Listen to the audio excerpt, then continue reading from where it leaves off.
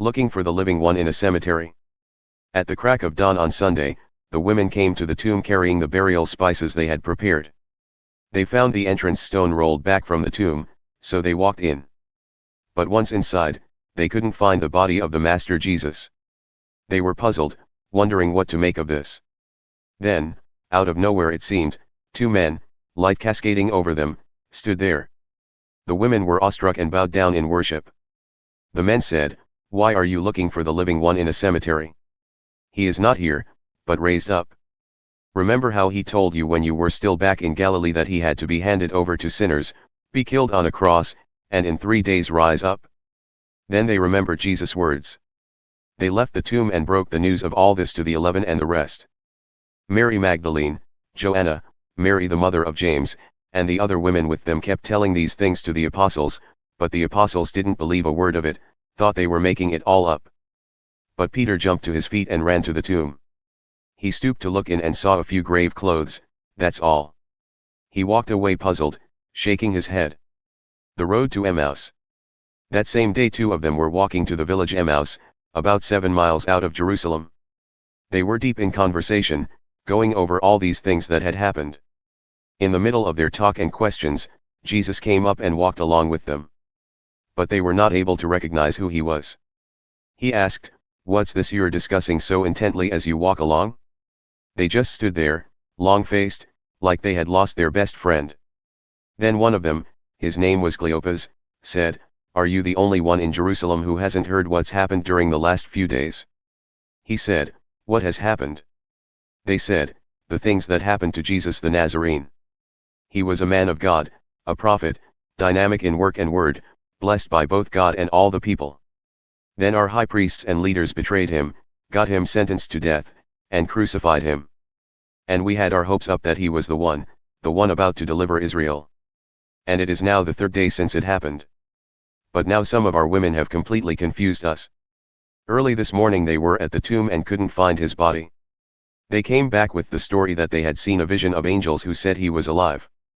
Some of our friends went off to the tomb to check and found it empty just as the women said, but they didn't see Jesus.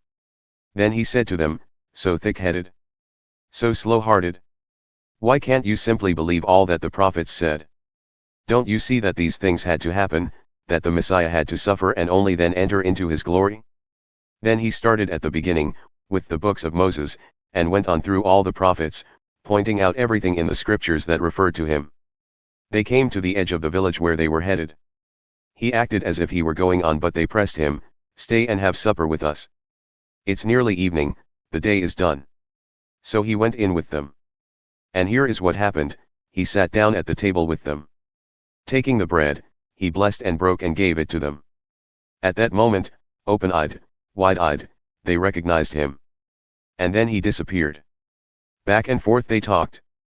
Didn't we feel on fire as he conversed with us on the road, as he opened up the scriptures for us?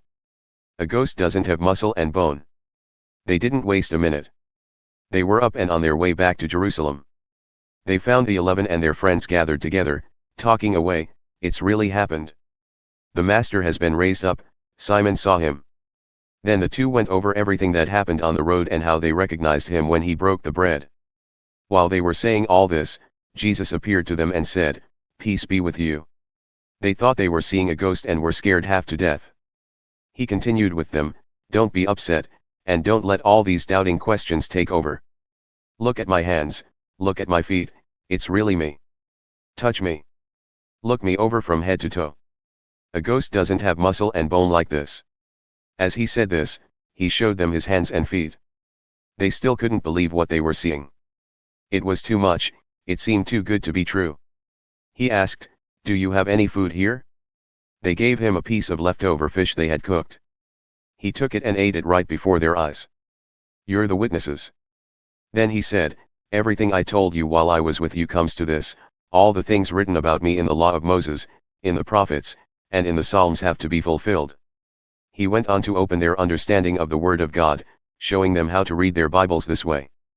He said, 'You can see now how it is written that the Messiah suffers, rises from the dead on the 3rd day, and then a total life change through the forgiveness of sins is proclaimed in his name to all nations, starting from here, from Jerusalem.